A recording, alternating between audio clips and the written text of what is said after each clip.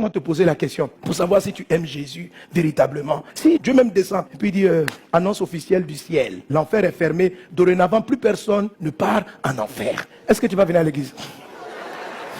Ça dit, quelle que soit ta vie, tu ne vas plus en enfer. Je suis convaincu que beaucoup d'entre vous vont venir me saluer. Pasteur Sanoko, je veux vraiment te remercier. Tes enseignements nous ont fait du bien. Mais on nous dit qu'il n'y a plus d'enfer. Hé, pasteur!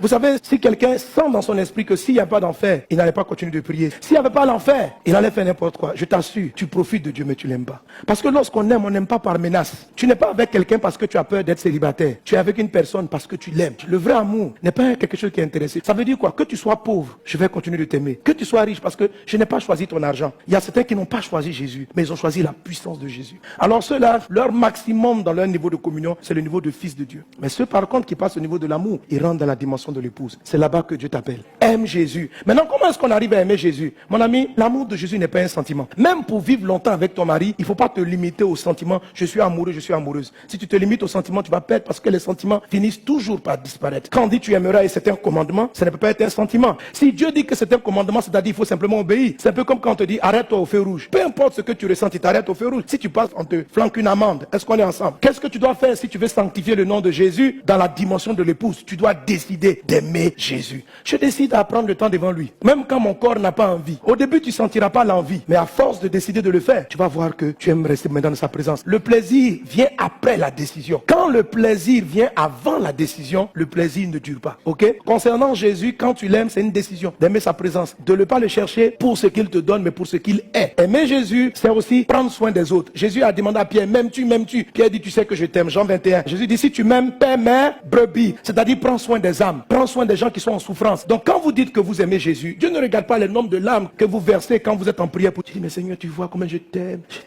puis tu te traînes pas à terre, alléluia.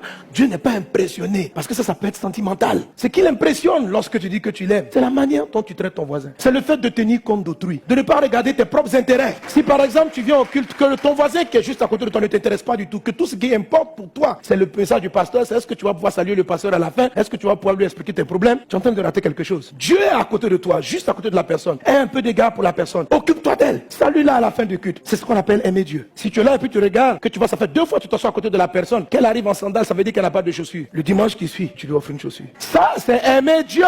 Est-ce qu'on est ensemble?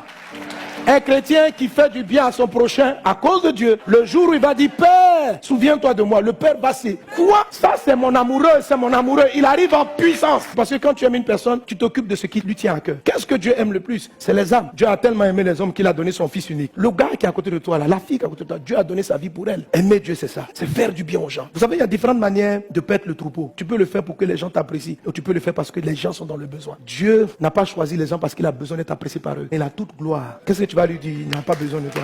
Mais c'est juste par amour. Amen. Aime le nom de Jésus. Et quand tu invoqueras son nom, il se lèvera pour toi. Rentrons plus dans cette dimension. Faisons-le pas pour nous faire voir. Tout simplement, il faut aimer les gens. Est-ce qu'on est ensemble? Pour ça, il faut savoir ne pas regarder ce que vous perdez. Il faut savoir regarder ce que la personne a perdu. On raconte l'histoire d'un homme qui un jour marchait dans un couloir. Un jeune homme est arrivé, il a bousculé, lui a enlevé la sacoche. Le papa se lève, jeune homme.